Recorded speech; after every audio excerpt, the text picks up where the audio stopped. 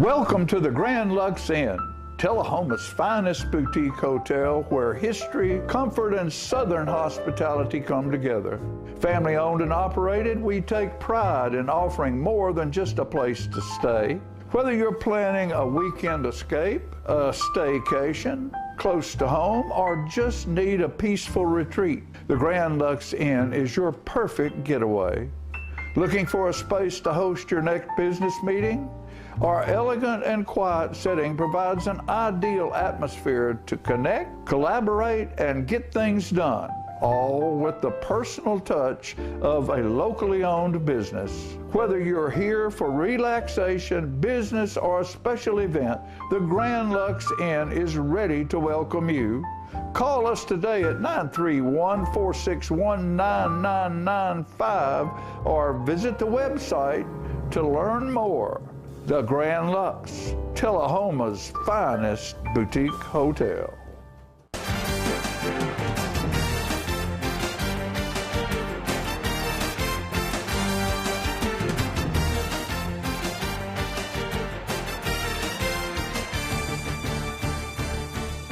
Don't be nervous. Don't be nervous. Hey, welcome to the Mick and Mac Show, brought to you by the Grand Lux Inn. Thanks for being here, guys. We are doing the basketball preview edition of the Mick and Mac Show, right? Yeah, edition of the Mick and Mac Show with basketball coaches. Edition of the coaches. Right. The edition of the coaches. Right. All right, we're going to talk a little bit, then we're going to get to the coaches, but let's talk a little bit about what happened in sports this past week. We had a big game last Friday. Two big games last Friday. Yeah.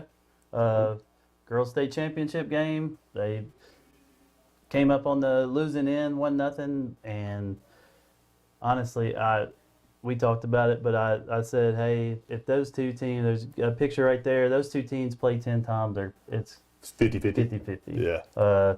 And they lost to a good opponent, so you can't be, you're going to be upset, but it wasn't like it was a bad loss. It was tough playing on that turf. It was kind of new and everything for those girls. They'd played on turf previously, semifinals, quarterfinals game, but this was real football turf, that ball was going everywhere. There's both teams, so good atmosphere. A lot of Tullahoma people came, and I saw Franklin County people there. I mean, it was a good showing. They said it was of that day. They played this 1A, 2A, 3A games. And they said that was the biggest crowd. It was the earliest game, 10 o'clock in the morning, That's pretty crazy. And then the football game that night, it was just a long day, draining mentally. Yeah. But football put up a good effort on senior night. Yeah. Just came up short again. Yeah. But the good news is they're playing tomorrow night. That's right. in Cleveland. Or somewhere near there. Yeah, Walker Valley. Yeah, somewhere in the Eastern Hemisphere. Yeah, so everybody who's listening, just remember that tomorrow's the game and not Friday. They're playing it Thursday night due to potential bad weather. Yep. And so, and I'm sure we'll talk about it a little bit later, but Walker Valley, a lot like Tullahoma. They're very similar teams. Yeah. And so, should be a good game. Yeah, that's exciting. That's exciting. Well, let's go ahead and get into it. We've got two great coaches here. Where? Somewhere around here. Me and you. I mean, what are you talking about? We got Robert Hayes, West Middle School. We got Tim Berendorf, the Aussie. Welcome, mate. Yep. Appreciate it. We have a translator. He does speak foreign language. I forgot. Tim speaks foreign language. So. Yep, but it's our basketball preview show, and we're starting off, right. Yeah, West Middle. Well, let's start off. Girls. Robert, introduce yourself. Tell us what you do. We know what you do, but tell everybody else what you do. My name is Robert Hayes. I coach basketball, own my own business. Glad to be here. Tim? Yeah, thanks for having us. West Middle School boys coach. I've taught at West for the last few years and really enjoy it. Good deal. Well, so the season for y'all, and we're doing middle school and high school tonight, but the season for y'all has already started.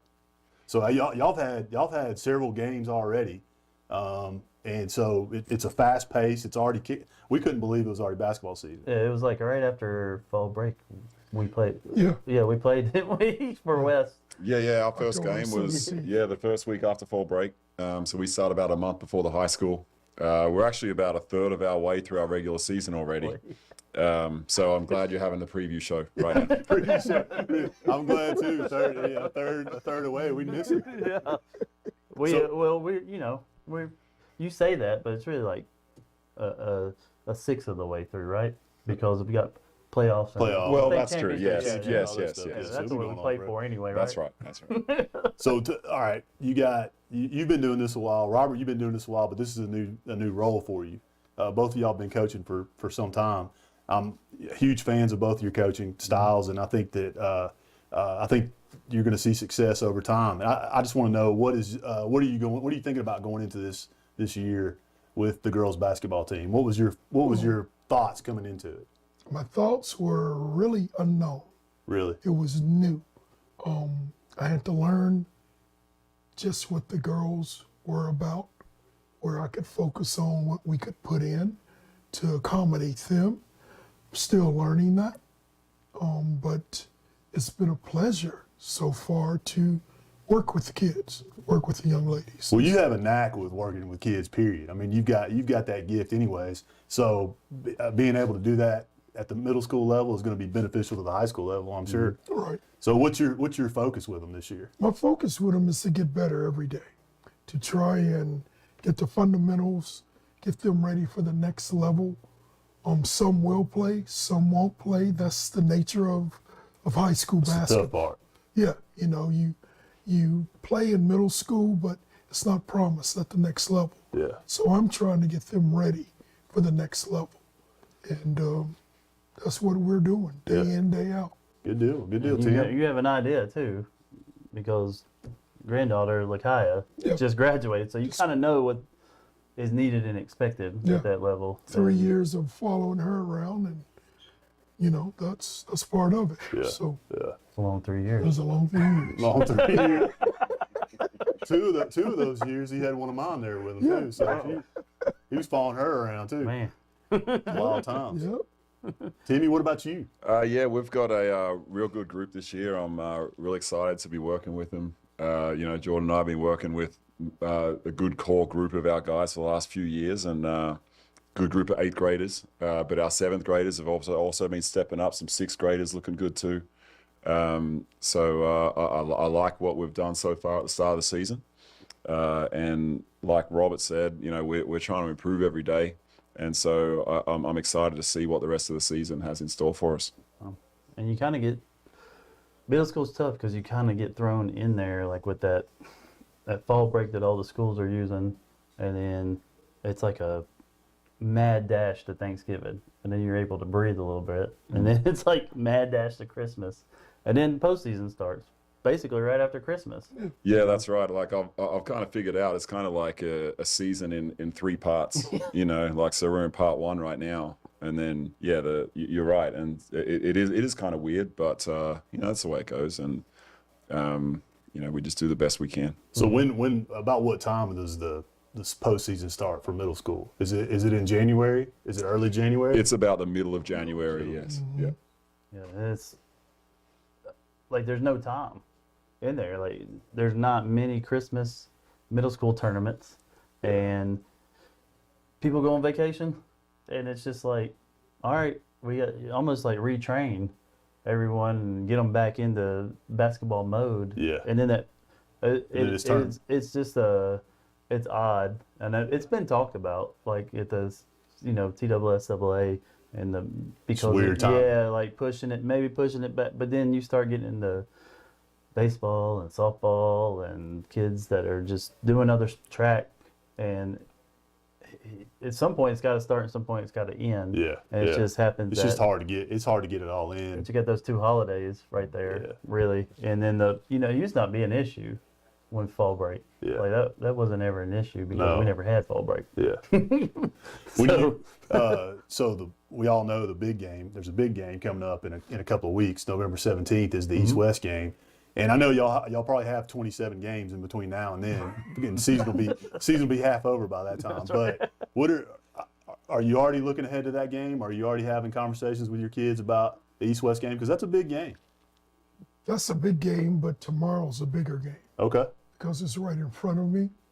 And I'm quite sure Tim probably feels the same way. We got to tackle the one in front of us, and then East will be here when East gets here. Yeah, I like that. They are aware that You make sure we they are know. playing East. Yeah, they are aware. Yeah, you know, I'm sure the boys will look at the schedule, but no, I haven't even addressed it. You know, like like Robert said, we got to win tomorrow. You know, tomorrow's our first district game, so it is a big one for us. And I know North had a great contest with East last night, so they're going to come in tomorrow night and try and do something. So we got to prepare for tomorrow, not worry about next week. And I that's like what's how you says different, contest. That's Yeah. pretty cool. Yeah. It's like rugby. You know? Yeah, it's a contest. But that's what's different too this year is the districts. yeah. So now everything's in districts. Like Coffee County's not in it's not a conference. You got these district teams, and on our side it's, let me know if I missed someone, but it's Westwood, North, South, East, and West. And then the other ones on the east side, they're like, Yeah, and Further. it's 3 teams: Sequatchie, Jasper, and who's the third one? Kimball. Okay. Yeah. Just Which are all- whoever wants to lose. Whoever wants- That's yeah. what it is, right?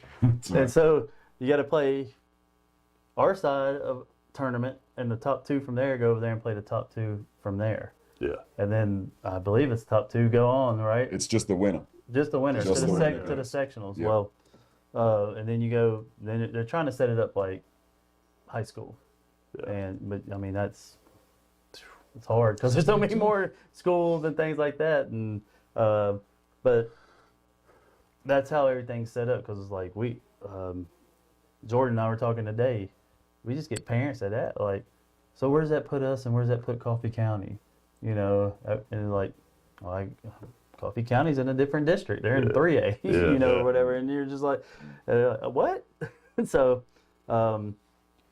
it's a different time, and just getting used to that fact and the unknown of what's going on that other side and how are things going to match up. But I like what both of you said. It's just the next game up. Next game is Next game Yeah, up. it's just next game up, and anything can change in middle school during the season, during the day, during the hour. During the hour. Yeah. So I was going to say that we're going to have them on for a few more minutes before we go to commercial break, and if somebody needs to call, it's 393-0081. It seems like somebody already beat us to it. Yeah. So we do have a call. Let's go ahead and take it and see what is said on this one. Hey, you're on the Mick and Mac Show. Good evening, gentlemen. Congratulations, Mick and Mac, on your successful show you have. Well, we appreciate it. I see that young man there with that white top there, and I'm familiar with him. Robert Hayes. Robert, so good to talk to you. How you doing, Coach? I'm just so glad that you're in coaching. Well, thank you. You have coached at multiple levels, and you were very coachable yourself. I appreciate it. That's good to know. We weren't sure about that coachable part. I had my doubts. What are you looking forward to most about basketball, Coach? That you coach, Coach Stanton. Oh, me? Yeah. Me, Coach? Well, just keep up on the area teams. I'm a big Tennessee fan, of course, so I'm anxious to see how the Lady Vols and the Vols do. And, of course, I'll be keeping my eye on West in particular, because that's my alma mater. There you go. Yes. And look forward to seeing what they're doing, and I'll bet the coaches there are going to do a great job this year. We appreciate it. Yeah, they are. They are. We thank you for calling. You're welcome. Thanks. Congratulations again. Appreciate Thank it. you, Coach. How did he already know about the super job? I don't know what you're talking about. So here in a second, we're going to go to a commercial break. But is there anything that you guys can think about that is your focus, what you want for this season? I know we want to win, but what do you want out of this season other than the wins? Out of this season, I definitely want the girls to get better, Get better. to understand the game of basketball. We don't play enough outside of the gym with practice and everything. So it puts us behind the ball when we are trying to instill something that they never heard of. Right. Because they haven't done it. You know, we were used to play outside of practice. Yeah. There's too many distractions going on. Oh, yeah. Way too many distractions. So that's what I'm hoping for, is that we can get them to know the game of basketball. I love it. Yeah, I agree with that. And I also want our guys just to keep building, keep working together. And I told them tonight, I said, I want them to keep being the light in our school, on and off the court, be the leaders of the school, and not only on the basketball court, in school, in the community, be the best person you can be, because that's not going to help you on a basketball court. That's just going to help you in real life. And so no matter what you do, that's our off the court focus this year. Well, thanks guys for coming. We're gonna take a quick. Well, we're gonna go do the Chris King weather report because he does have a special weather report for the playoff game tomorrow night, not Friday night. Thursday night, not Friday night. So Christopher King's weather report.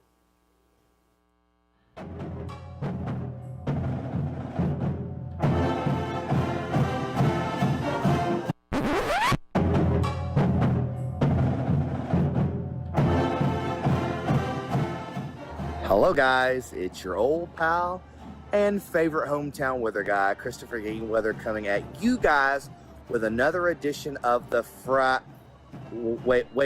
Thursday night forecast. As you guys may know, I'm making the swap from Friday to Thursday because there was a threat of rain coming in. We got a cold front that's going to be moving in over Friday night into Saturday morning, providing a little bit of rain. I was talking 20 to 40% rain chances, with it increasing. Very gusty winds at 25 miles an hour, but guess what? None of that matters now. Now we're talking about Thursday, so it's going to be a great night for football. If you guys are able to make it out when your Tullahoma Wildcats face off against the Walker Valley Mustangs. So now that we're looking at a new classification, this year things have been redistricted and we're headed out to East Tennessee for the playoffs. So if you're able to make the trek to Cleveland, Tennessee on Thursday night, here's what you can expect for the Thursday night forecast. It is going to be a beautiful night of football on Thursday in Cleveland. We can expect clear skies. We're going to have a big, beautiful moon out there because the full moon is going to be the night before. And at kickoff, we're looking at 52 degrees. And as you can see at halftime, when your Tullahoma High School marching band takes the field, it's going to be 51. And going home, hopefully with that dub to advance to the next round of the playoffs, it's going to be 51. Winds will be light out of the south, and that's really what's prohibiting these temperatures to fall much more. So all in all, a beautiful night for weather if you guys can make it out to Cleveland. There you have it. There is the Thursday night forecast for this special TSSAA playoff edition of the Thursday night forecast. So it has been an awesome honor and privilege to be able to serve you guys with the hometown forecast for Tullahoma. Hey, as long as they keep winning, I'll keep providing them. So again, thanks, Mick and Mac. Guys, back to you in the studio.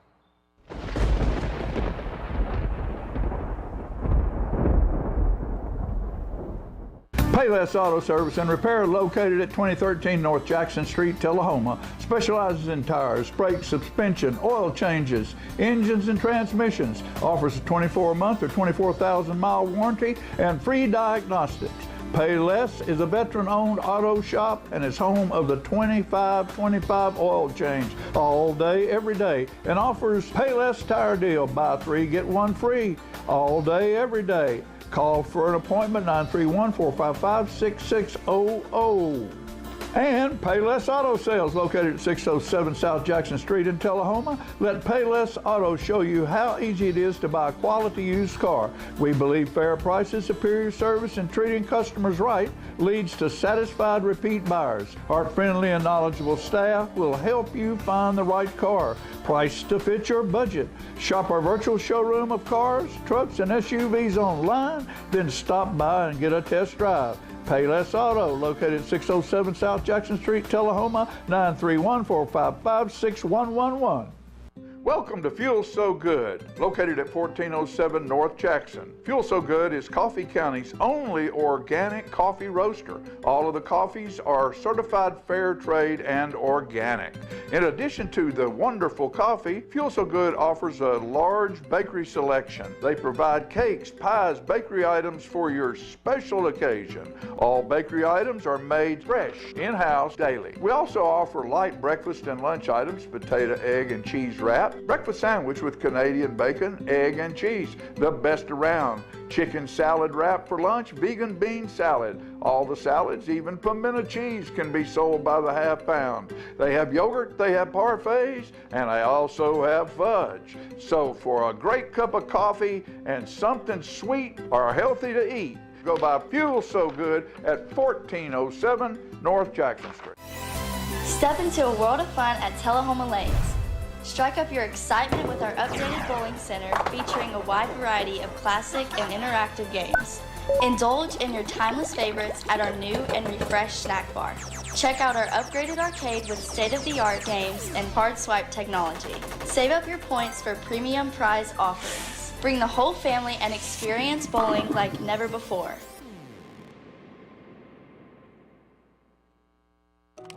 Some connections are better than others, like connecting with nature or reconnecting with an old friend. Connecting with the ball and connecting with a cause.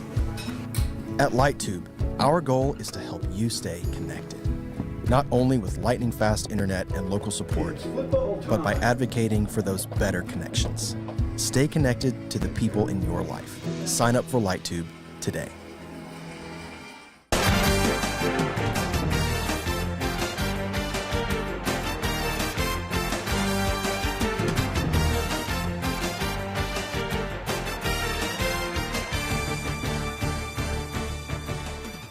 You need this number of sides. You can look at it. Oh, it's right there. There he is. Right there. Yeah. Yeah. Oh, yeah. Look everywhere. Welcome to the Mick and Mac Show, brought to you by the Grand Lux Inn. Speaking of the Grand Lux Inn, we have some great sponsors that we need to mention. Payless Auto. Payless Auto. Fuel So Good. K&S Trophies. Hard Rock Tattoo. Hard Rock Tattoos. The Sun Drop Shop. That's right. Tullahoma Lane. Tullahoma Lanes and Sharon Wagner with Exit Realty. And we do Jordan said he's going to get a tattoo this weekend. this weekend, Yeah. really? He said don't tell his wife. I want one, but wait. Well, go see Jay-Z. He'll hook you up. Yeah. Back tap. That's right. Lower back. Yeah. Well, guys, we appreciate you joining us in. And by the way, if anybody wants to call in, 931-393-0081 to ask these guys questions or any of us questions, we'll do our best to answer them, I think. Yeah. Try, anyways. But let's go ahead and introduce ourselves. And I'm Mick. I'm Mac. Yeah, so you guys introduce yourselves and tell us what you do. Tell them what you do. So Don't be nervous. Yeah, no, yeah. What's up with that? Oh, Jordan Heiss, assistant basketball coach over at West Middle School for the boys. I've been there for 5 years, along with Coach Barendorf that was just here.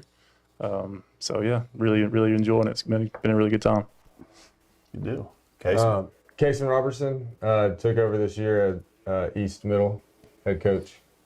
Took over Boys. the whole school. The whole school. Nice. Yeah. I like it. Yeah.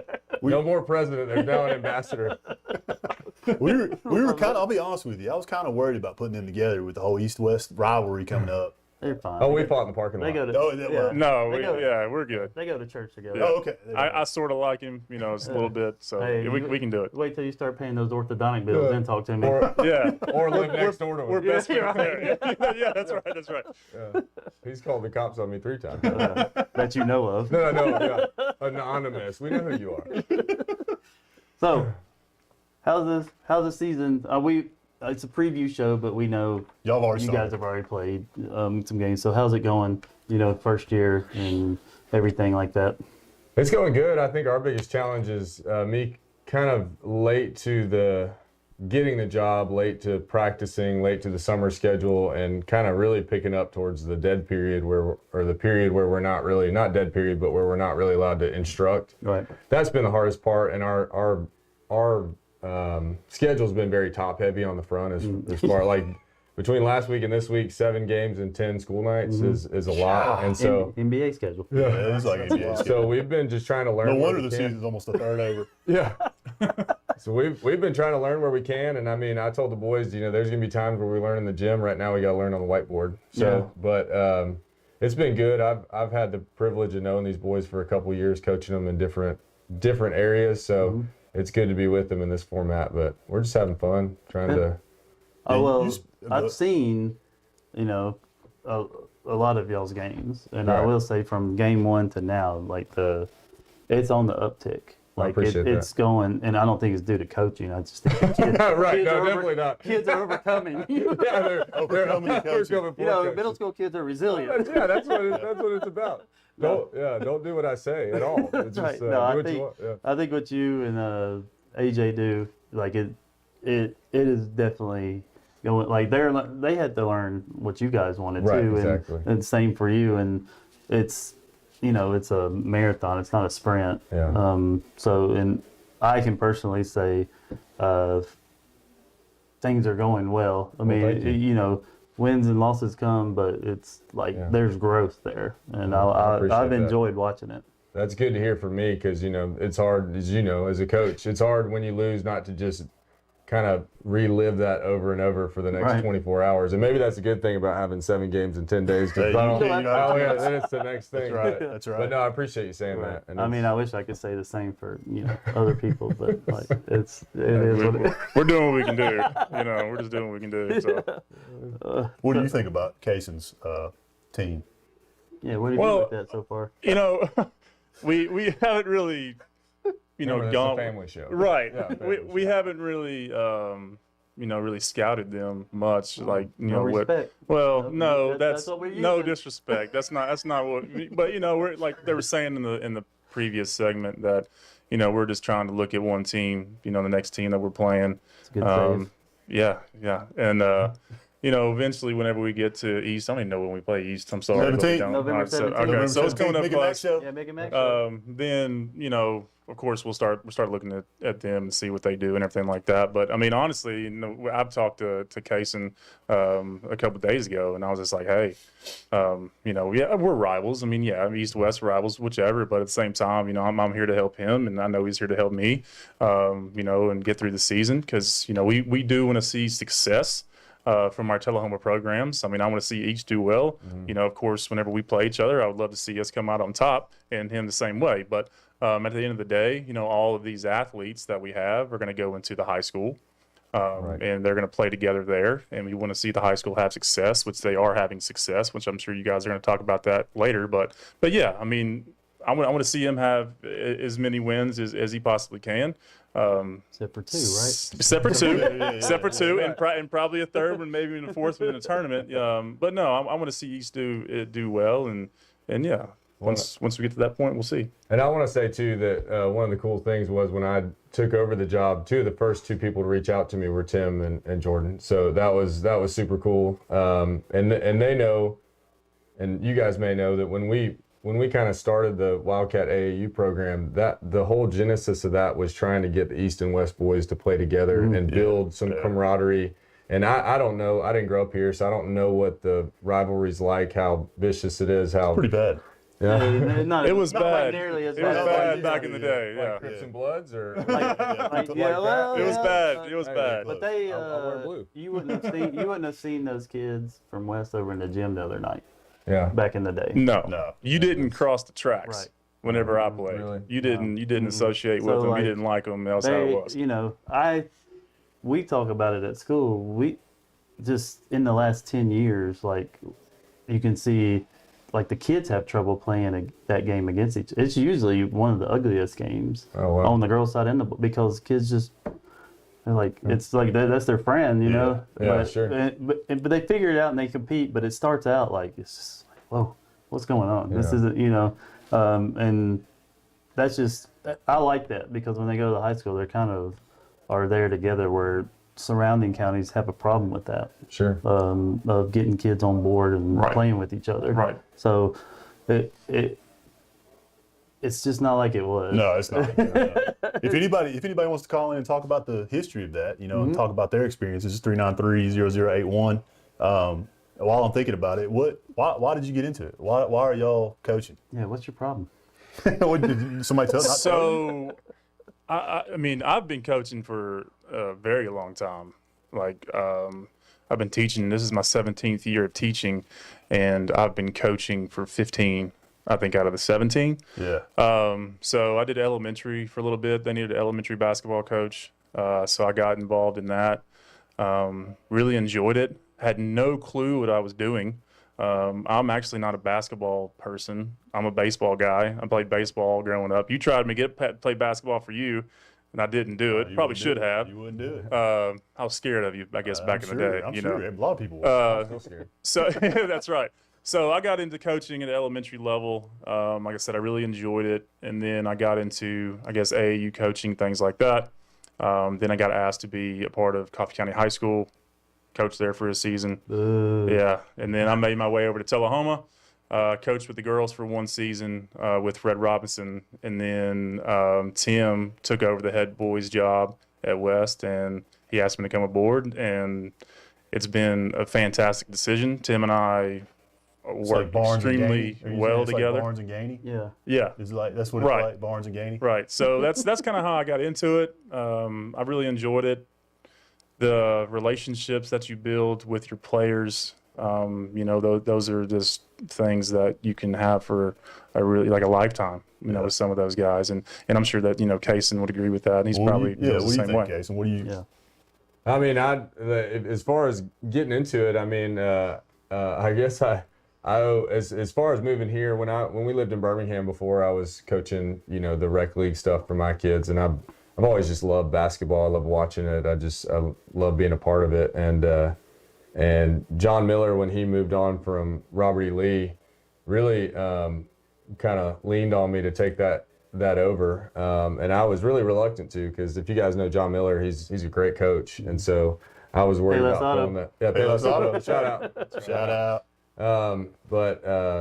And it kind of just, I told Shelly, when I took that over, it was a lot higher level even than rec league, and it almost like it reignited this fire from when I used to play of just how much I loved it, and that evolved into coaching AAU, and then and I did Robert E. Lee for 3 years, and then I've been coaching. The cool thing is I've been coaching those sixth graders for 3 years in AAU and elementary school, and now I've got them in the middle school, and I'm going to get to be with them for 6 years. One of them's my own son, so. And you got a lifetime with him. Yeah, if you like it or not. Yeah, I'm stuck. I'm stuck. I hate to tell you. Yeah. Luckily, I got 4 of them, so I'm just going to pick my favorite. And you like the McMurtry. Yeah. He's not even Catholic. Oh man. Oh no. We'll see what happens Here here. comes the diocese calling. Well, that had my name on it. It did have your name on it. So I think we know who that's going to be. Great. That's spooky. That's right. It's probably time to put those 5 kids to bed. Yeah, where are you? It's bath time. Yeah. Well, that's cool. That's cool. You know that both of you are in there, and you're, you know, relatively young and can stay in it for a very, very. I'm not relatively young. I got the white hairs in the beard. I'm not young. That's 'cause I'm a middle school teacher. Teaching makes you. It's like being a president. It's gotten me. So yeah. I'm 23, so. Yeah. You look it though. That's the thing. I mean, it's good. 4 kids. I look 53.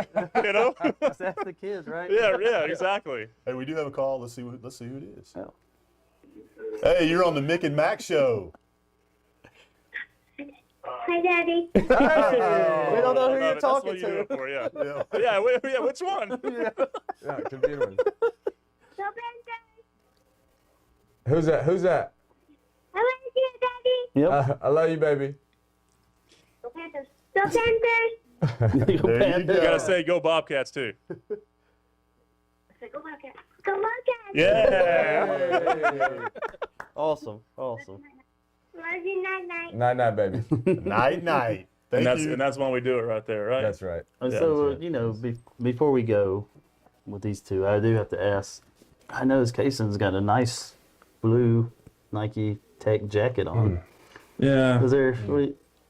What's the deal? It's delayed. It will get here. When it gets here. Yeah, it will get here. I know. I do like that though. Hey, thank you. I can get you one. Yeah. Oh, Yeah. Oh, Man. Did you check the spelling on the? Do we need to tell that story? No, we don't have time. Somebody needs to call in and ask about that story. Yeah, I'll tell you about that story. That was bad. We could get you some basket. Yeah, that was a bad deal all the way around. Yeah, I felt really bad about that. I'm just surprised Threads hasn't called yet. But, you know. We're working on that too. Yeah. Sorry for anybody. So, yeah, my bad. All right, so you're thinking we got East and West coming up less than 2 weeks. The 17th. Mick and Mac will be broadcasting that one. We're excited about that one. First game of the season for us. Yep. What's your path for this year? What are you focusing on for the rest of the season? Just with basketball related type that's stuff. what we're talking about. We're talking about that. I didn't know. I mean, you know. We really want to talk about the shutdown. Is what we're. I thought we were still talking about the basket ball stuff. I didn't know what we were talking about there. We didn't want to have a relapse of Friendsgiving a few years ago. Yeah, we don't want to talk about that, do we? Right. I mean, I forgot the question now. My gosh, you guys got me off track. You guys got me off track. Let Casey talk. I mean, our focus. I've tried to push forward with players. This is maybe different from some people's philosophies, but I've tried to tell at each level, like in my opinion, the two ways you get on a basketball court is defending the ball and protecting the ball. Mm-hmm. So if you can defend the ball and you can handle the ball, most coaches, I think, aren't going to really care if you can necessarily score. That your opportunities that you have to earn court time are going to be higher if you can defend and if you can handle the ball. So that's been kind of my philosophy through the younger groups that I've had, and that's what I'm trying to kind of instill in the older groups that I haven't yet had the chance to coach. So that's kind of where we're at now. The other problem is we need to find some time to practice between all these games, otherwise we won't. That's crazy. We won't learn much. When I was new principal at West Middle School, and one of the coaches came to me and had like this notebook full of plays. And I remember him coming to me. He said, "Mick, I know you coached before. What do you think about this?" I said, "Throw it away." Get rid of it. Yeah. I said, "Throw the notebook away. Focus on defense." Yep. And I think a lot of us old school. He gave it to me. Yeah, he gave it to you, and then I threw it away. Yeah. True story. But yeah, that's. You got anything to add to that, or? Yeah, what are y'all focusing on the rest of the year? Same thing? You just say. Well, I mean, Tim kind of said it. Listen, I'm the assistant. I sit back and I try to do the best I can to support him and support the team and everything like that. So, he's getting the guys where they want to go. But, I mean, ultimately what I want out of our players is, I guess the coaching answer would be to get better. Make sure you're getting better, make sure you're working. We want to have every single player that we have, we want to see them succeed. Whether that be on the basketball court, whether that be in the classroom, just whichever. That's really ultimately what we want as coaches, as teachers. We want to see them succeed. So ultimately, if their goal is to go on and play at the high school level or even the college level, hopefully we can be a small part of that and we can get them to where, they can get that, achieve that goal. So that's kind of where we're at. And I feel like middle school is that's where it becomes difficult to do because they're starting to learn what that success means different things for different people. Yeah. And it's becoming, and not only for the kids, but for the parents. Yeah. Well, starting to separate a little bit. It's starting yeah. So one thing and we try to talk to them about too, and we've said this kind of earlier on in the year is, once you get in the middle school or even you get in the high school, you're going to have roles. Mm-hmm. Yeah. Some certain players are going to be able to. The role you want. Right. You get marriages. Yeah. Well, certain players are going to, they're going to be the scorer. And, some guys are going to be, hey, you're going to be the rebounder. You're going to be the assist man, whichever it may be. And I think that is true. It's once they get to the middle school level, the roles start to develop. Yeah, and it's kind of hard because, you have that guy who's going to be your rebounder or your defensive specialist type guy. Well, he wants to go out there and shoot threes, and he wants to be the scorer.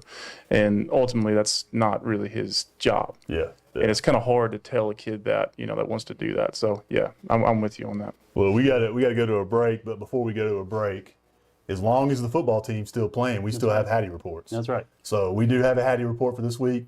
Let's go to the Hattie report. We need this number of sides to prove a right triangle congruent. Yeah, Landon. It's 2. 2, correct. You got something? Yes, sir. Playoff game, Walker Valley. Be there. Middle Tennessee is one of the fastest growing spots in the country, and I would love to help you make a move here.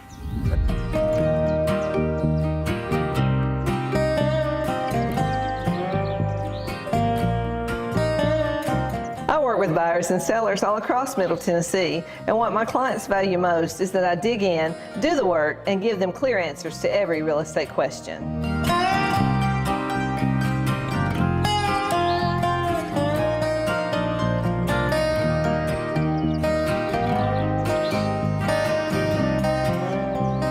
I'm Sharon Wagner with Exit Noble Realty Group. If you're planning on making a move, call or text me anytime.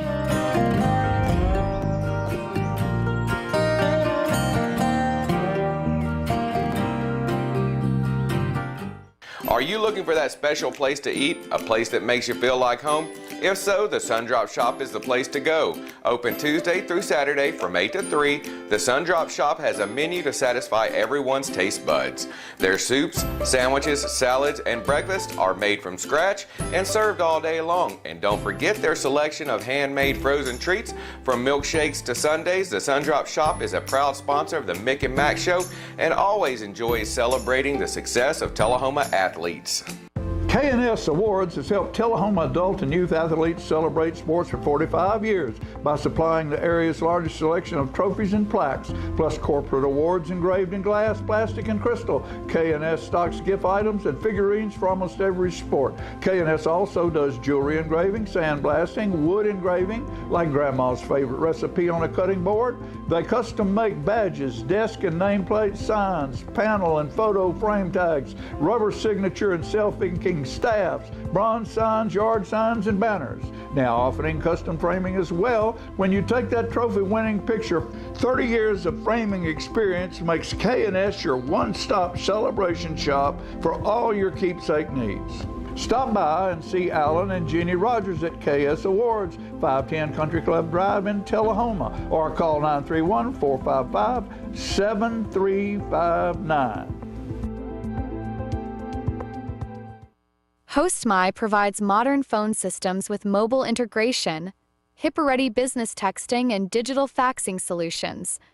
More importantly, we offer dedicated U.S.-based support, transparent billing, and unparalleled reliability.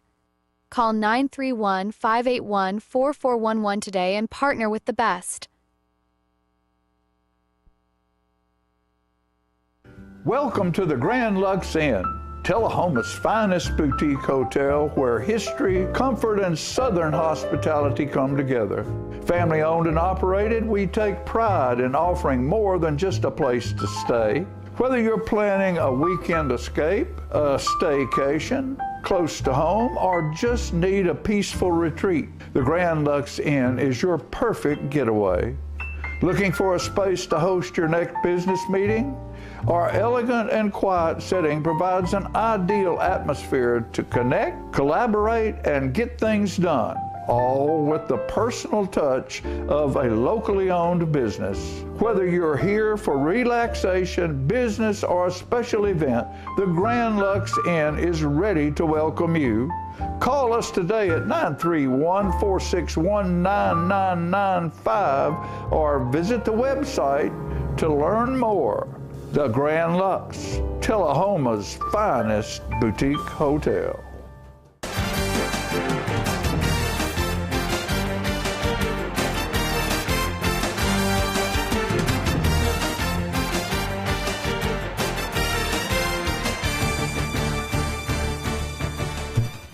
Hey, welcome back to the Mick and Mac Show, brought to you by the Grand Lux Inn. We are back with two more coaches. Yep. Two more coaches. We just keep pulling them out. We just keep pulling them out. I think this might be it, though. This might be our coaches for the finale. Yeah. Coach finale. Okay. We got the boys we got the boys and girls basketball coach from Tullahoma High School for our Mick and Mac preview basketball show. Mm-hmm. And unlike West and East, I said West and East. You got that right. Unlike West and East. Boy first. unlike those two, they haven't started the season yet. That's right. So we're really week of practice though. This really is preview. This really is preview. So go ahead, Chad. Let you introduce yourself first, and then we'll go on there. We'll go. Sure. All right. Chad Hibden, head coach, Tullahoma High girls basketball. Good deal. I'm Jason Welch. I'm the boys basketball coach at Tullahoma High School, 7th year. 7 Golly. years. Yeah, How hard many to years? believe. How many years is that? 4. 4 years. Yeah, fourth year. 4 years. Fourth year. Good. Well, we're glad to have you here. We're going to talk all things basketball. Hopefully, people will call in 393-0081 if anybody wants to talk to the coaches or talk to us. Call in at any point in time and ask them questions. We're really encouraging like the parents to call in and ask about playing time. Playing That's time, what we're exactly. really 24-hour rule, right? That's right. If anybody's been looking for me, the check's in the mail. I want you to know that. I mailed it this morning. It'll be there. You never know who calls. Sometimes nobody calls, but sometimes it just blows up. So we'll see. So let's talk a little bit about the season. It's about to happen. You guys have started practice last week? Monday. This past Monday. So what's going through your head right now, basketball-wise? State runner-up gets to go first. Oh, there you go. State runner-up. Yeah, let's talk about that, though. What an awesome season those guys had. Fantastic. Yes, it was fantastic, and we enjoyed it all off season. And I texted the guys the Sunday afterwards and said I feel kind of empty. I ain't got a team to go work with right now, and you just can't wait for it to start. Sunday night, about 3 or 4 hours of sleep. You're ready to go. You're excited about it, and I'm like, well, I guess that's good for year 33 that you're still excited to go do it. How do you turn the page? Monday hits and now it's a go, and these guys still thinking about it. Yeah, well, we've tried to encourage them not to. It's like, hey, that was last year. We're not trying to hang on to we're the district champs or we're the region champs or we made the state finals. This is a brand new year, and there's everybody else in our divisions trying to win a state championship, and we just got to go get back at it. And of course, we won't have everybody, hopefully, for several more weeks. Right. We got several guys out in football, so we've had 6 hours of practice basically, and so far hadn't lost a game. It's funny when I was coaching with Jeff, when we wrapped up the season, I'll never forget. He would say, "All right, guys," I'd make fun of him all the time. He said, "All right, guys, great season. We lost this one, but we're gonna take some time off and get back to it. I'll see you in 30 minutes." Yeah, right. Exactly. We didn't take any time off. No. It is what it feels like sometimes. Yeah, I bet. What about you, Coach Hibden? Yeah, I mean, we're excited. What we have to do is, we needed a little more progress in tournament play. We felt like we've established some good roots district-wide, and, we're off to a really good start. We do have a few girls that are kind of either coming right off of an injury or still nursing that. So it's going to take us a week or two probably to get everybody back, get everybody healthy. But like he said, first few days of practice, great energy, great enthusiasm, a lot of leadership. And this has probably been the earliest we've had leaders just kind of step up and say, here's how we do it, here's what we're doing, and lead some of these young girls. So that's a good sign. I mean, that's definitely a good sign that you have. And I enjoyed watching both of you. Y'all didn't do the state tournament thing, but it was awesome watching y'all. Yeah. Y'all had a great season. It was fun to watch. Your team was fun to watch. And I'm looking forward to both of them. I mean, and we're going to be there at the home games. Yeah. We'll be at the away games November too 18th, with our Facebook Lives since we came. I think we're doing some away games. Yeah, we are actually doing some away games. That'd be great. Yeah, That's so fantastic. we're doing a few of those. November 18th game, right after the East-West game, we're going to be right back there. Over at Oakland. Yeah, how cool is that? I mean, we love. It's the first time I've been in a place where our feeders play at the high school, and that's really cool. We do give up a little practice time. That's okay. Because it's just building that community and things like that. Another cool thing we're doing with our elementary league, last night we had a girls elementary league night where our high school girls and our staff put on a little clinic for them, and then they had a scrimmage. Great. Boys will be doing that on Thursday night. So just trying to do that, build community, build that connection, get everybody excited about Tullahoma basketball, Wildcat basketball even earlier, and then really teaching some basic skills and trying to get them a little further along earlier. Those kids that come in, the elementary kids that come up there, and the middle school kids that come and get to play games there, they might as well be playing at the FedEx Forum. For them, that's like the NBA. They see that gym, they see those kids, and they think that they're the top dogs, and they are.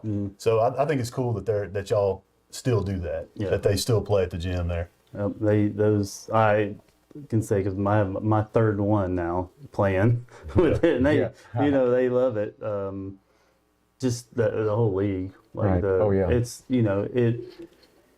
it's a good foundation of getting them ready for what they need to do, and it's set up so they can go play with the city league too, and then build and just getting them in the gym and playing. Good coaches, like great coaches in that league. It's amazing how good of people we get to volunteer to coach. Yeah.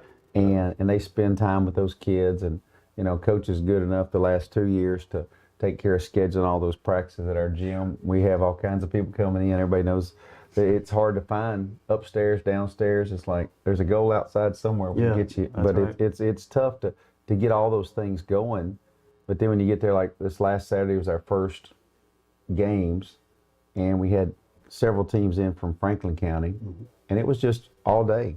There's kids coming in, they're getting a chance to play, and everybody, we're positive with them. We want them to play, have fun, but you're trying to teach them, simple things. All right, so I told my guys, I said, no, we're going to go back and do it just like they do in the NBA. We're going to work on catching with two hands, making a jump stop, pivoting. We're going to get complicated, and it's a battle of just always keeping it simple for them and letting those, but our young kids, it's just a great league. And we get, every Saturday, almost that we're capable from here to Christmas. And this year we're lucky enough that we've, our top teams will go over and play Coffee County's top teams. That's great. And have like a county championship. Yeah. I think is that the 3rd of January, if I remember correctly? We'll have our, Tullahoma City School elementary teams. We'll have a little tournament and get a champion there, and then we will go over January 2nd and 3rd, I believe. That's great. I love that. And then a year from now, then they'll do the same thing back at our place, Tullahoma High. I was just kind of brainstorming here, thinking the next thing about basketball here, if we could, maybe there's a big time sponsor, listening in, or somebody going, how could I help? If we had a facility, a basketball facility, even if it was just one gym, because the elementary schools have such a hard time getting in their own gym. Yeah, I know. And some of them aren't, even a full court, I think, right? No. So if we, had that, just a gym somewhere for training and elementary league practices and maybe some AAU teams, and because obviously we enjoy people coming into ours, but it gets booked. It's hard. It's hard, especially when the little gym doesn't even really count. The downstairs gym doesn't even count. And I went to back when I was coaching. I went to Cookville, and they had this one. It was like a metal building, and it had 4 courts. And I was like, Man, that would be so easy to do. Yeah, I mean, even if we just had 2, I think we can start with 2 and then expand from there. But that would be something, us and the basketball community, the people that love basketball. Yeah. Dale Alsop, if you're listening, you might have somebody in mind. You got all that money, check, Dale. my man, Coach Dale. Yeah. Oh man, what a jewel. So when you think about this season, both of you, what strengths stand out? What do you think is going to be the big strength for your teams this year? For me, it's depth and returning experience. I hadn't looked. Coach AJ was telling me that that we're not ranked in any of the polls, and pretty much it's like, well, you lost your 2 good guys. So I can gas everybody we've got about that one. Poster that we locker did, room material. that we did lose 2 fantastic players that I've been out to Montlow to watch them play, and they're awesome to watch. And I realized why I was a good coach last year. But it's one of those deals, they're just fantastic kids, and we've got guys that have been all district, all region, and all state. And I don't know if I've ever walked into a gym where you had that many guys returning that have done things. Yeah. And so, it's getting everybody focused and going, but we have a really deep senior class. Junior class, sophomore class is good. Freshman class is really deep. You're about to get another freshman class. And it's one of those. It's like the hard work that our middle school coaches are doing and our elementary coaches are doing, and and our kids progress and stay out of trouble and stay healthy and work at it, is going to be, if I'm not careful, it's going to turn in people think I'm good at what I do. Because in the end, it's really funny because you're like, we were working on a little shoulder, which is just our little flex play, and we ran a play, and JT came across there and jumped up and scored, and I was like, hey, that's a good one right there. I said, you keep doing that, people's going to think I'm good at this. And then the next thing we did something through it, I said, hey, don't do that one. Don't do that one. That one makes me look like I didn't hit him in the hand with it, being the defense. But I think our depth is big time, our experience is big time, and right now everybody's healthy. Blessed to have that, and it's one of those that, last year we had injuries galore, and it was always next guy up. Yep. And I'm not, But they got some good experience. It made it so much better in the end when we had everybody back. And this year the same thing, and exciting day tomorrow for us. And I got Lucas Price and Lincoln Brenton, basketball guys that are running cross country in the state meet out in Memphis tomorrow. Yeah. Want to wish them the best of luck. And we had a send off today for them there, and super proud of those guys. It's been a while since the boys cross country teams made it.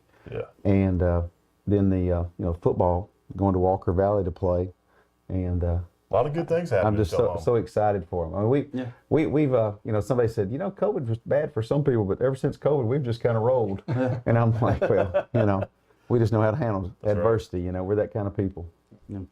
Yeah, for us, I mean, it starts with the leadership of McLean, Bobo, Aubrey North. Not only on the court, but, of them leading talent-wise, their skill, but their leadership, but also just locker room culture. Program 4 years is the first group. Those are the two that I've had for 4 years.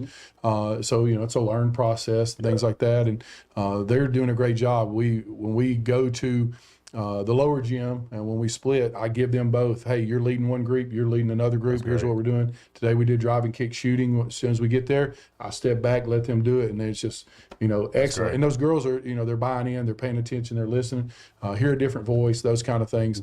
For us, fast and feisty. I mean, I think we're going to play fast. I think we're going to play feisty. We love watching that too. And that's us. What we lack in size across the board. We do have some length from the guard, but just in big bodies and height and things like that.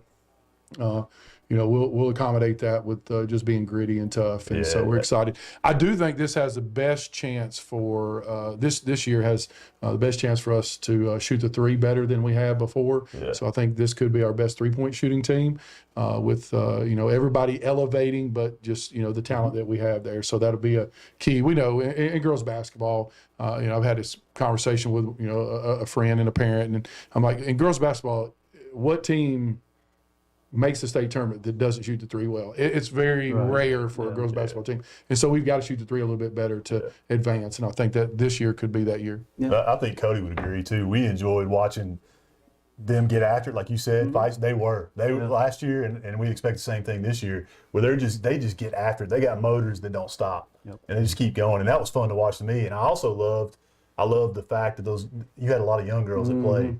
And they didn't care that they were young. You had them ready, and they played like they'd been there before. And that's going to benefit you this year. Absolutely, and now they have. And so they still have that kind of moxie and that mindset that they belong, but now they have the experience. And so they can make a few smarter plays, finish a little better, shoot the three a little better, and that's kind of what we're excited about.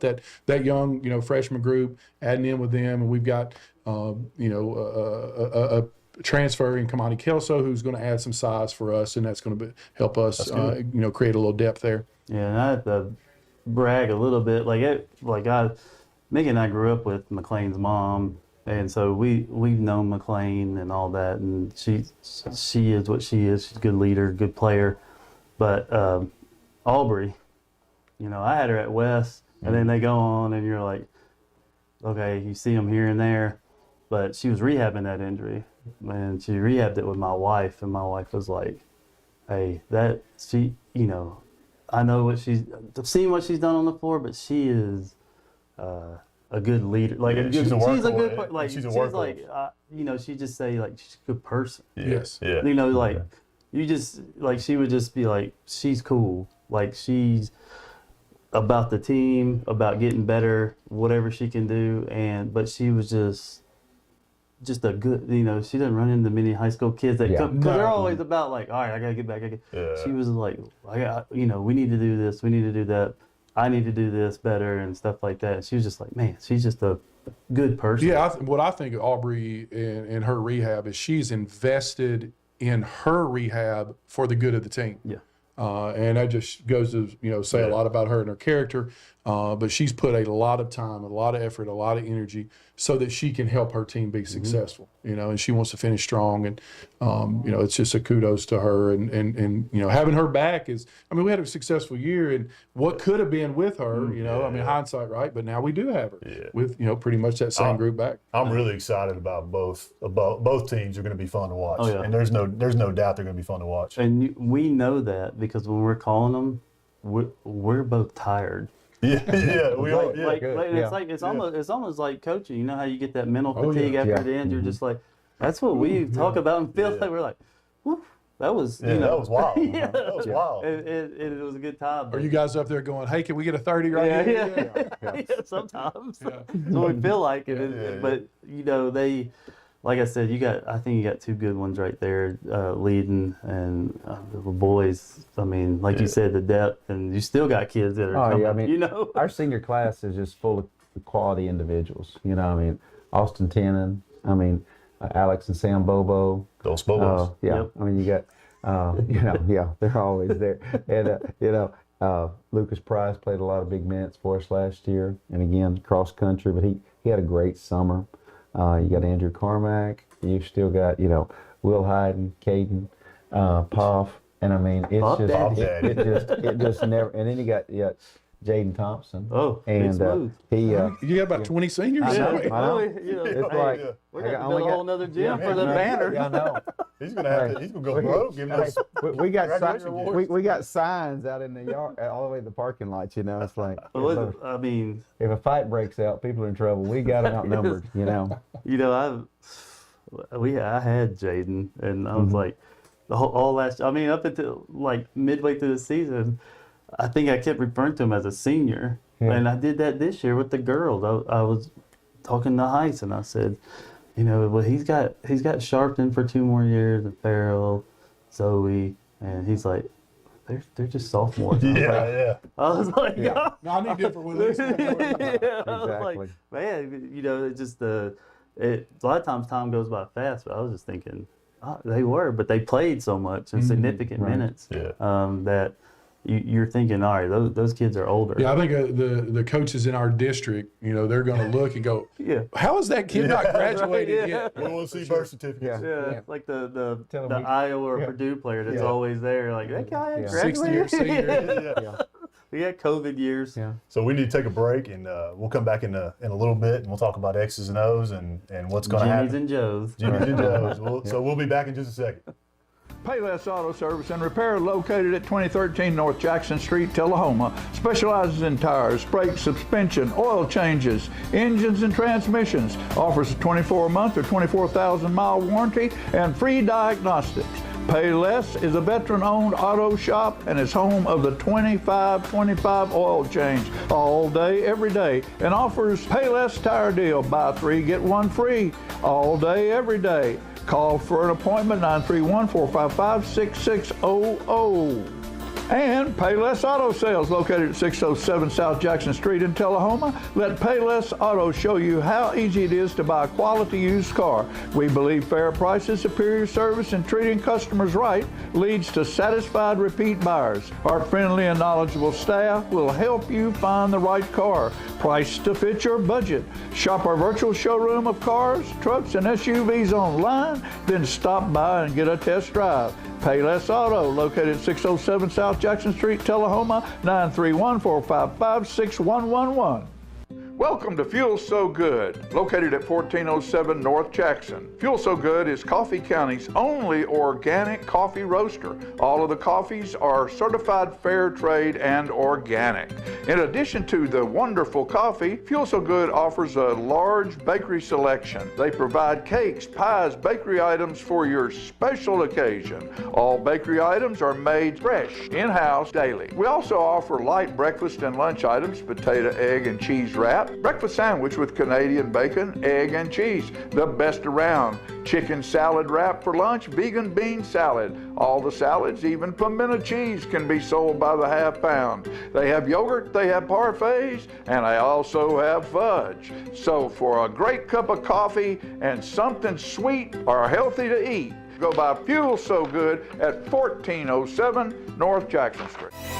Step into a world of fun at Tullahoma Lanes. Strike up your excitement with our updated bowling center featuring a wide variety of classic and interactive games. Indulge in your timeless favorites at our new and refreshed snack bar. Check out our upgraded arcade with state-of-the-art games and card swipe technology. Save up your points for premium prize offerings. Bring the whole family and experience bowling like never before.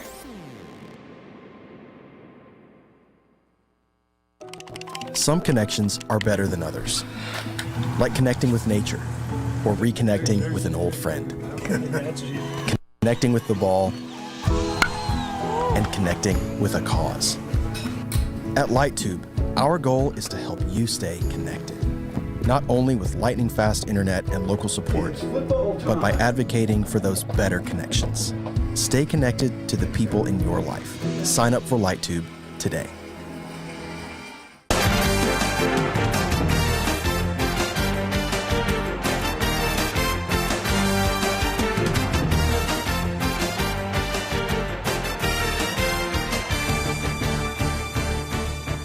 Never ended up good. Welcome back to the Mick and Mac Show, brought to you by the Grand Lux Inn. We still have the coaches from THS with us for the rest of the night. Yep, yes, they're ours. We're gonna keep asking questions until Chris runs us out. Yep. How about that? Coach Welch, you got a little Lionel Richie all night long? I do. I want to hear that. Yes, exactly. If anybody wants to call 393-0081, these guys are ready to answer your questions. If you want to call in, and we will answer that phone. And I think Coach Rob, I think he was wanting to call in, but he was a little nervous. Go ahead, Coach Rob. Call in. There's no reason to be nervous. Don't be afeared. Yeah. I know Coach AJ's probably already in bed. He is. Hey, this is almost past my bedtime, too. I figured it was Coach Welch's bedtime and Coach Robert, too. Robert, I figured he was already. Oh, yeah. That's why I'm coming in. That's why he's ready to go. I'm coming in first. So we were talking about a little bit about the schedule and pulled it up. So on the 20th or 18th, we've got Oakland, and it's at Oakland. That's Hall of Fame, both boys and girls. I mean, normal, just. Yeah, it's just games, really, you know. And then Rockville at home will be the first one on November the 20th. Is that the Monday of Thanksgiving? It's Thursday. No, it's the Thursday before. It's a Hall of Fame. Okay. It's what you call the Hall of Fame week. Of course, there's no such thing as a Hall of Fame game. When they first tricked us into doing these 100 years ago. You got to choose if you didn't. It was like, it counts. You can count it as a game or not. Mm-hmm. So if you won, count it. If you don't, if you lose, don't count it. Don't count it. Yeah. I think it was like, well, no, we never said it. No, you did. Yeah, but I remember that. And that was when they took all the money. Right. And I think now, what are they down to? They only take 50% of the money to build that Hall of Fame. That I appreciate you guys building at Tito Soleil. It's really fantastic. Went down to visit it. Oh wait, no, I was hallucinating. There is no such place. And we were talking about. We were talking about like the girls, like Manchester Coffee County girls. That would always blow my mind because like it'd be the first Hall of Fame day, and Joe Pat's 10-0. Oh yeah, I'm like golly, like yeah, exactly. I was like, five games in a day. Yeah, it's like what? That man's a scheduling genius. Yeah. But no. But then we, speaking of that, after that, then we, that's early Coffee County game. It is. That's technically first game. Yeah, first regular game of the year is that Monday, the week of Thanksgiving, and it being on a Monday is kind of unique for obviously a rivalry Coffee County game. That's weird.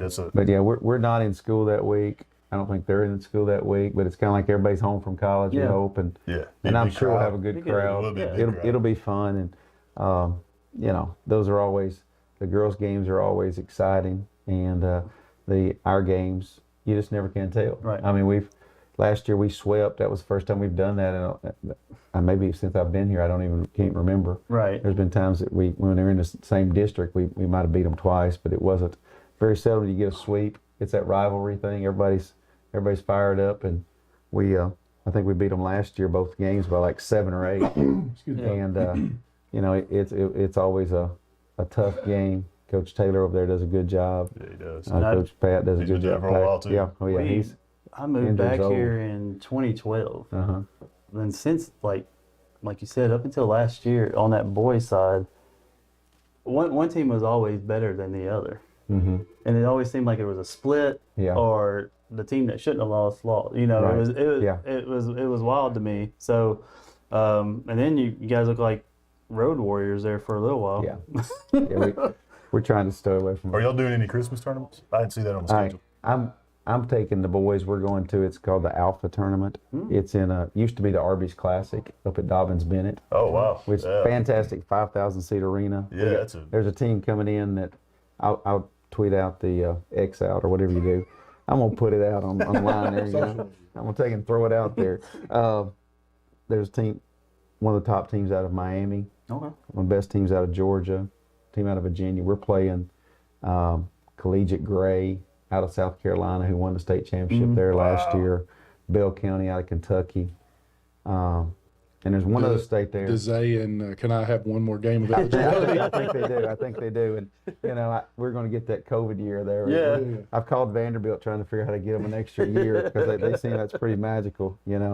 But we'll play there, and it's like they're like one of the best teams from every state.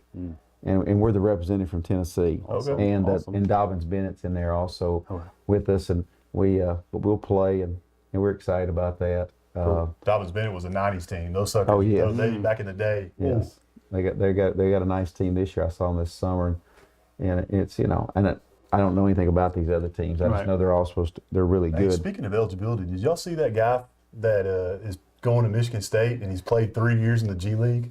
Yeah, They're allowing that. They're allowing him to play after 3 years. So I think I think you could do this. I think we can make this happen. I think we can. Giannis put it out on social media. He's like, so if I play one game in the G League, I can play for Marquette. Yeah, exactly. I don't understand that. I don't either. I'm like, what? What rule is that? Hey, the way it all set up right now, the way it sets up, the high school basketball guy with the portal and letting everybody play, kind of like even the football guys, seniors in high school, it's so hard to get recruited by college because why do you recruit a 17-year-old when you can get a 21-year-old man to come in and play? That's right. And it's now 23, 24-year-old. Exactly. That's right. I mean, like this guy's only 25. Okay, he's when they go pro, they'll be too old to be like, oh, he's only old. He can't play another 8 years. But let's talk. You got a phone call. Oh, do we? Yeah, That's right. yeah, We do. Let's check it out. Hey, you're on the Mick and Mac Show. How we doing? This is Hammy from the jungle. Hey, how's it going? What was that South Carolina school you said? I got a question. Collegiate Gray. Has any of y'all ever played golf with with Craig there?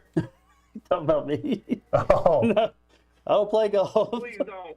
Save me 4 hours. Never play golf with that guy. Now my next question is, who's got the best jump shot at the Mac house?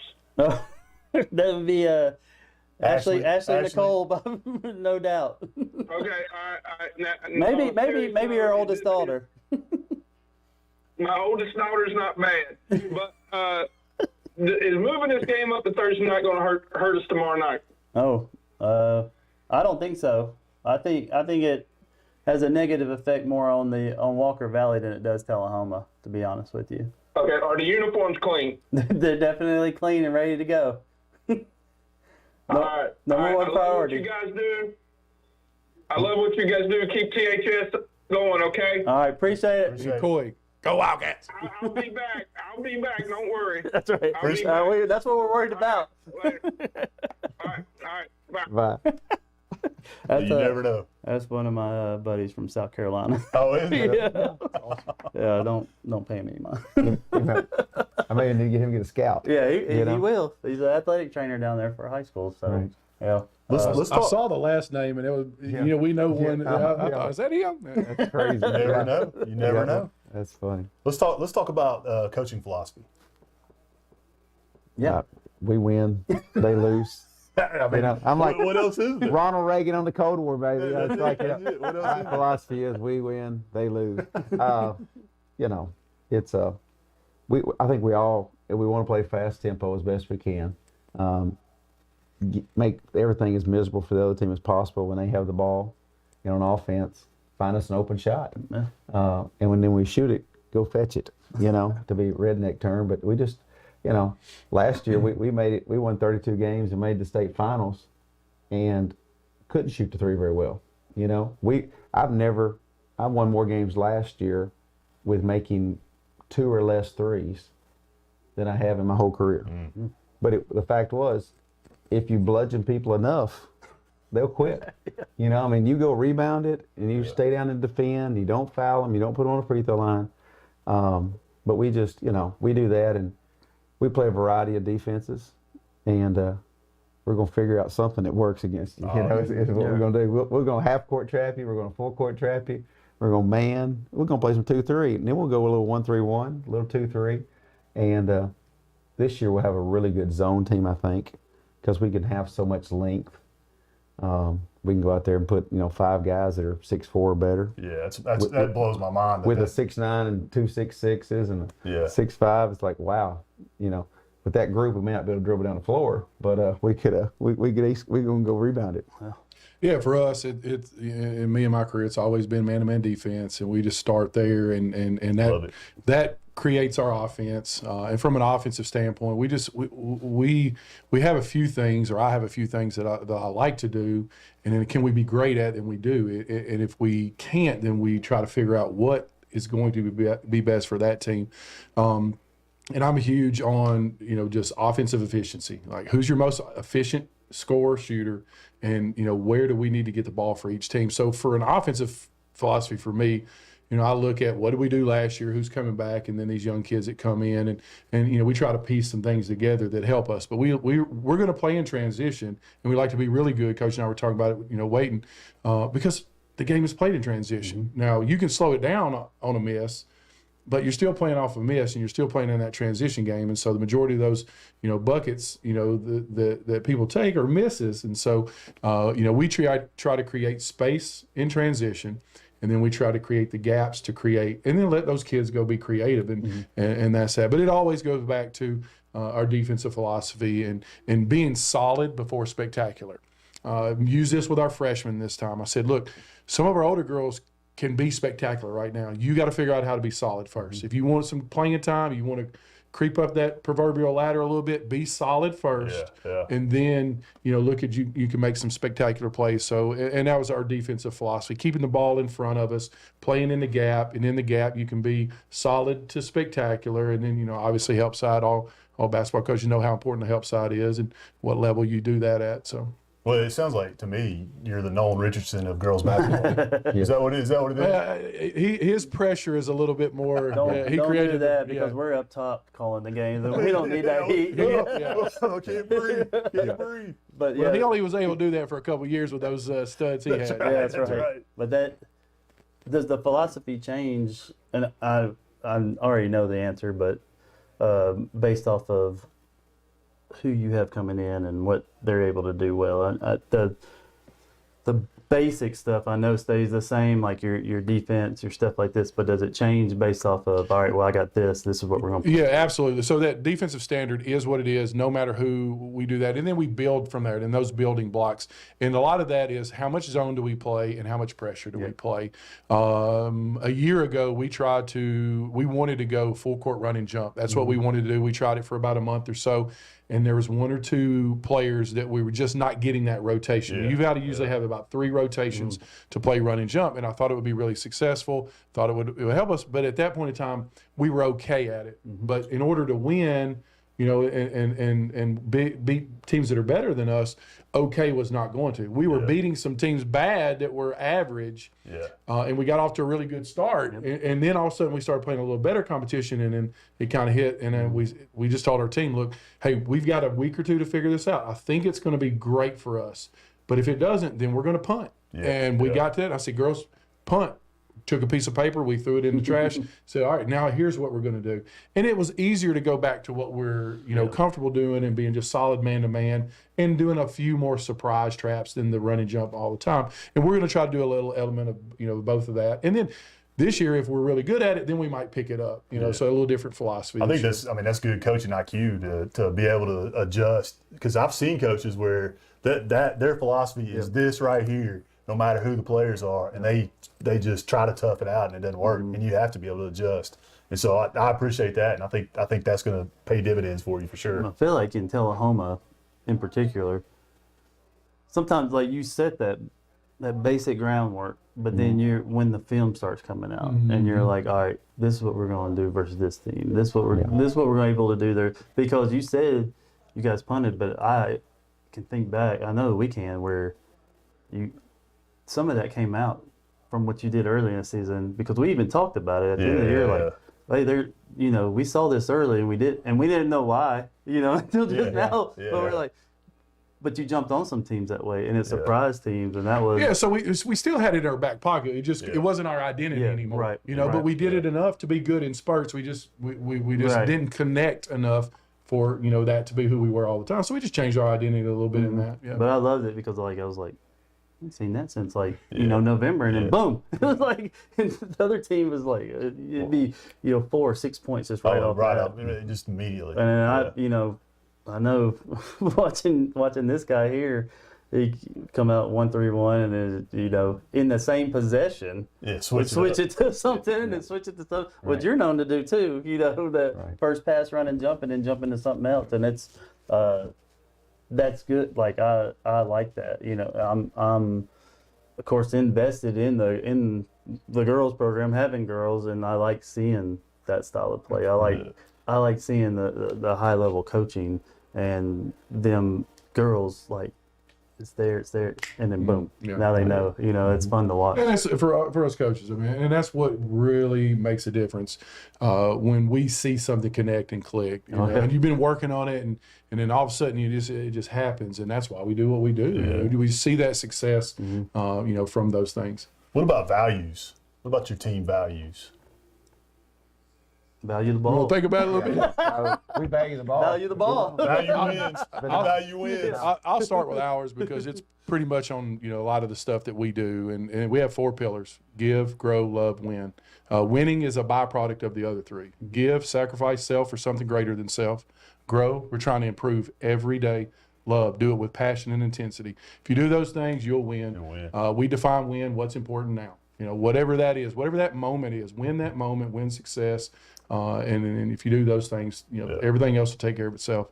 Yeah, and I'll tell you from firsthand experience. I've got a daughter in college. You coached her, yes, and she still talks about the text messages that you. And I think that's just an extension of that culture. So she's almost a 20-year-old former high school athlete, and to get a text or a message from her former high school coach means the world to her. So that as a parent, that I appreciate that. Thank you. So. What do you got? Other than wins, No. I didn't just win, baby. Yeah, that's right. Yeah. Al Davis. There we go. No. Ours is first one's always be positive. That's I love it. Come up with a good attitude, your body language, all those simple things. Be coachables too. And third is help other people. I'm sorry, I'll mumble through this. But those are 3 things that we focus on. And every day it's like these are our standards. This is what we're going to do. You're going to be positive. You're not going to be here. You're going to be coachable, which means you're going to be respectful. You're going to act right. Same as with the positive part. Again, it's like, if I'm over here and everything's terrible and I'm always sad and I'm Eeyore all the time, you just have to go somewhere else and be Eeyore. You got to get where you're like, hey, it's where we're at and let's get better. It's like it's next play philosophy. I did that this morning. I came in, went to open the door, I had my hands full, and I poured coffee all over my hand, made a mess on the floor, and I was like, oh, you got to be kidding me. Next coffee. I wanted to throw it all over the place and make, bad words and everything else, and I was like, wait, no, next play. Let's go next play. Next play. And AJ was good last year. He would say, Coach, next play, let's move on. Yeah. Because it's one of those, it's like, where you're at, you just got to figure out how to get out of there to get what you want. And we tell our guys, we're going to figure it out. We'll figure this out. But again, be coachable. None of us are smart. Our guys helped us. It was, last year a big thing for us was, something happened and I chewed Zay out pretty hard, and then I went back and realized I was wrong, and I went back in front of the team and said, hey, it was my fault. I messed up right here. And Zay was good enough that he took the coaching, but in this one, I'm telling you, I was wrong, okay?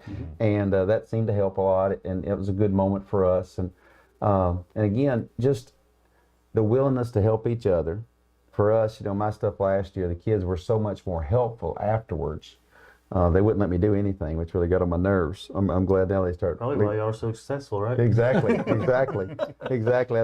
would try to carry something like, no, I got to coach, And we were up there at Cookville after we beat Stone, and I jumped up on the thing to tell them something. They all like, there was like 5 hands grabbed up to me. They're like, no, coach. I'm like, I'm good. Would you leave me alone? I had trouble, but now I'm back. And but they were. It just kind of, that breeds trying to be helpful to our younger players. Our older guys have to coach our younger guys because we have a ton of kids. Like right now we have 21 kids we haven't got football in yet. Right. And so you're in there and it's like, when Austin goes out, he has to coach the freshman kid that comes into his position on that next group when they work.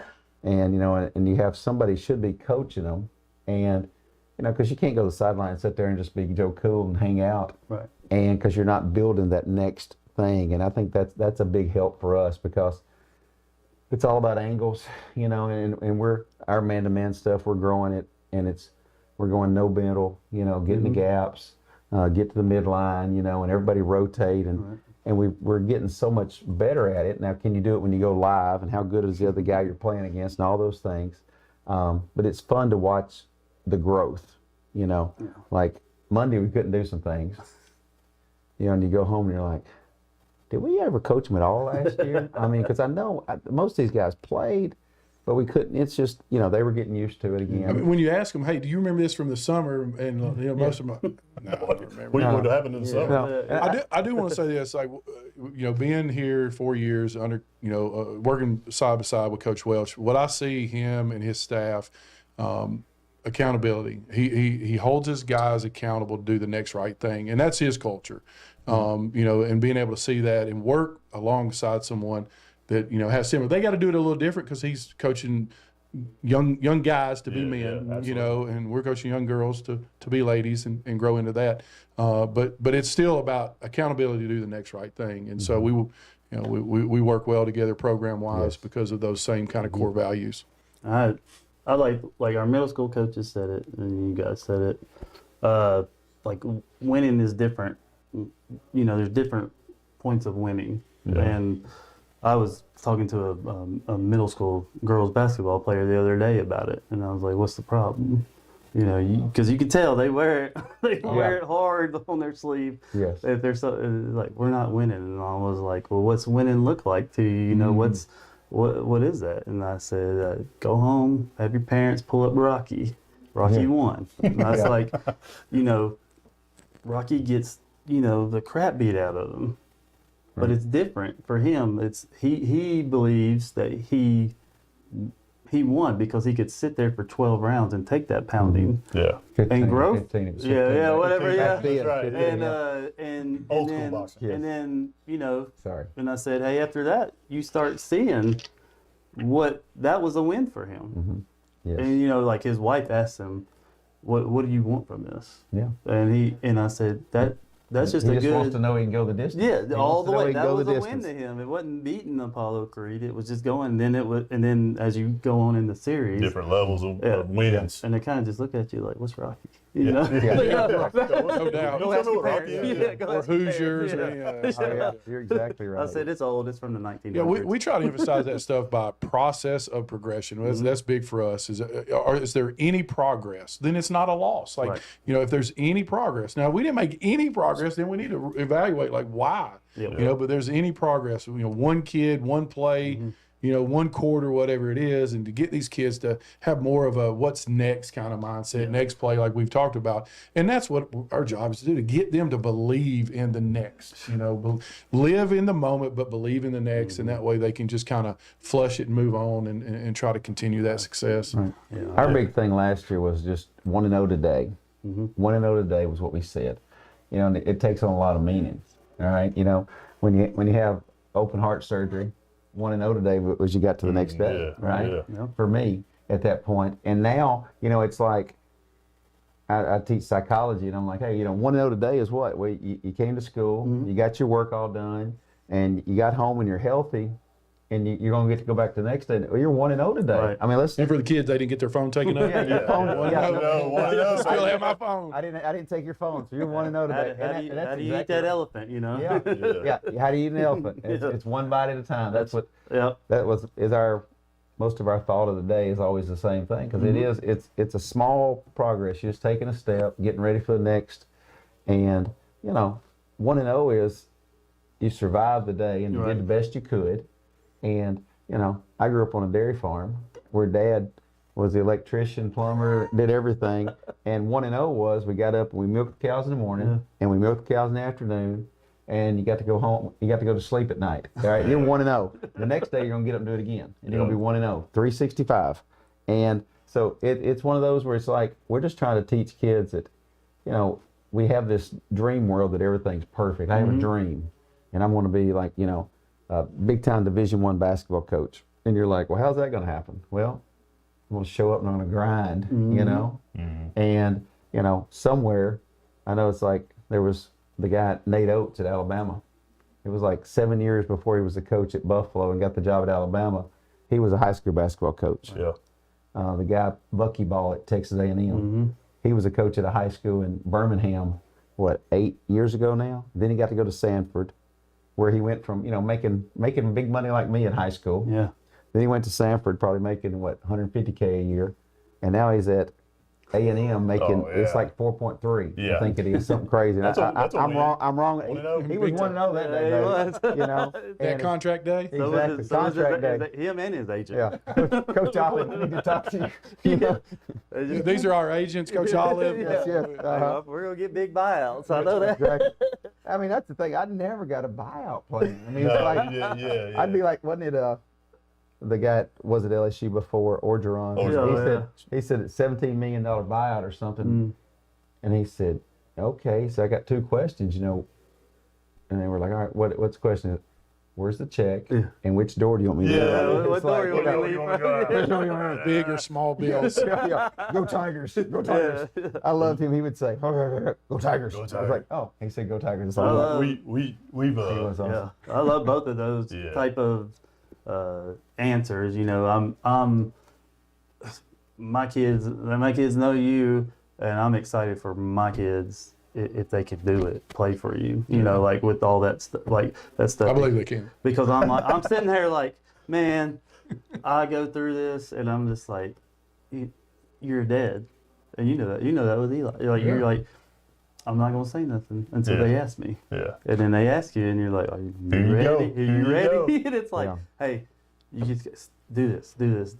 And but I love seeing the growth, and I know I'm ready for someone else to kind of take over, being go do that. It's one of those things. I coached Cameron pretty much from the 4th grade to the 12th grade. I was so happy when I went to college, right? Because somebody else got to coach him. Yeah.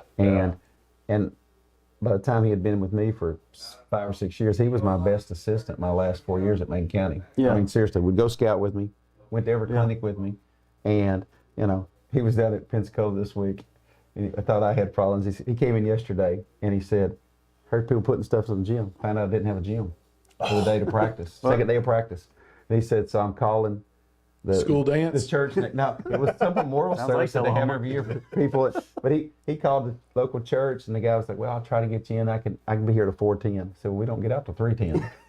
And so he's texting the guys like, hey guys, we're going to practice somewhere from 3:30 to 4:30. We're either going to be outside. They're going to play on the outside court to do a basketball game, we've done that before. which would be kind of tough at Tullahoma in cold weather. But Pensacola's a little bit better. But I'm like, man, but you just got to enjoy your kids playing and being a part of it, and let them kind of go at their pace. Right. And when they get over there doing other stuff, he called tonight. We talked a little basketball. It's like, oh, that's cool, Because for the most part, he'd always said, yeah, I think I'll coach sometime. I just know I won't ever coach with you. And I said, I got you. I want to fake like I had heart surgery, and then you'll come help me. We do have a call. We're about to wrap it up. We're over time, but that's okay. We're going to see what we got going on here. Hey, you're on the Mick and Mac Show. Hey, Coach. Hey, Mick. What's going on? Matt Sweeten here. I heard the coach say he was raised on a dairy farm. I want to salute that to you. Thank you. I know the hard work, the hours, and the commitment it takes to be successful. Thank you. Got a lot of pull because of that. How has that played into your coaching career? Because those work ethics and those features of the dairy farm go hand in hand with sports, I feel like. Yes, sir. Also, is it hard to keep off the field issues as a community where we should be supporting our children and helping our children adapt, like you said, when real life hits? Is it hard to keep that noise out of your locker room? And if you could tell me how you achieve that, I would appreciate it. And thank y'all. Hey, appreciate it. Thank you. Thanks. State champion. Yeah, exactly. State champ is right. The dairy farming, it was one of those things that, I think I was like 12. We got up to go milk the cows on Christmas Day, and we had a cow get down. We stayed out there, and we came in at 2:00 to open Christmas presents that afternoon. And there's never, you just get the next thing done. You're never out of it. I think it was the Mel Gibson movie.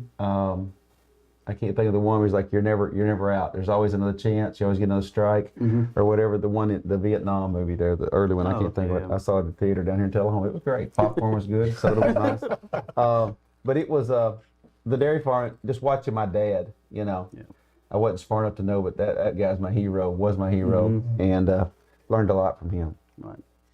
Yeah, the noise. I mean, there's no magic formula, because if there was, then we wouldn't have the noise, right? So the noise there.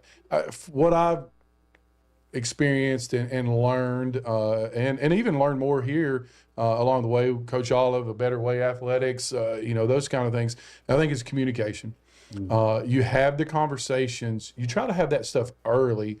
Part of the little thing that we do is, we send home some, we either have a parent meeting and then we send home some information and things like that. And one of that is the importance of that noise at home and how it can not only affect your daughter, but affect others and things like that. So we just talk about it. And I know it's a little uncomfortable because it's like, oh, is he talking to me? Is he? No, we're just saying in general, that if we can be what he was talking about, positive, and we can have that positive, kind of, mindset, like you were waiting and saying, all right, well, you've asked, so here's what it is, but, you say it with a positivity. So I think it's just a communication. To try to minimize the noise, you communicate with your parents, you connect with your parents as much as possible. Obviously, you have to set guardrails and parameters and things like that, but we're working together. One of the things I learned, I have my master's in leadership, and one of the things that I remember a principal that was teaching a class on, he's like, when you talk to him, how can we help your child? And so when we get to that, like, what can we do to help your child be successful? Not blaming you, not blaming me, not blaming them. Like, what can we do to communicate to help them do what you want them to do, but plus do what we want to do, and how can we be on the same page? So that communication and have it open enough to where you do have those parameters, but it's open enough to have those communications early and before it escalates and gets to, kind of some... that was like some of the advice, biggest advice I got was from that guy right there was, you tell your story. Don't let anyone else tell your story, because the other people are telling it. It's going to come out however they want it to. Well, and that's what you want, and that's good advice. Yeah. Both of you. And a big thing there, is like you help kids understand that if we go win the state championship, and your only goal for the whole year was to win the state championship. Well, our year was a failure last year. Right. Last year was not a failure. That last year was a joy, and I would sign up for it every time, every year. And you said, well, you didn't win, you're a loser. And you're like, look, there's one outcome that you want. And, the first pick would be to win, play the championship game and win. Well, the second pick is to play a championship game and lose. Right. That in the whole state. That's it. Yeah. And again, 1-0 today. We got to play. We got to, and I've coached with a lot of good guys. You guys all here are great coaches. Everybody's much better than I am, and I've coached with a lot of guys that are much better than me. And coaches got to coach on a Saturday and win a state championship. But I've had a lot of great friends that coach that never got to coach on a Saturday, and that's tough. And and the parents and the noise, it's like, what do you really want for your kid? Right. What are you hoping for? And that's what Better Way Athletics does a really good job. I think it's 67% of kids, high school kids, say the worst part of high school athletics is a ride home with their parents after the game. And you're like, and that's what, it's that being positive. I'm sorry, I didn't mean to call it like that.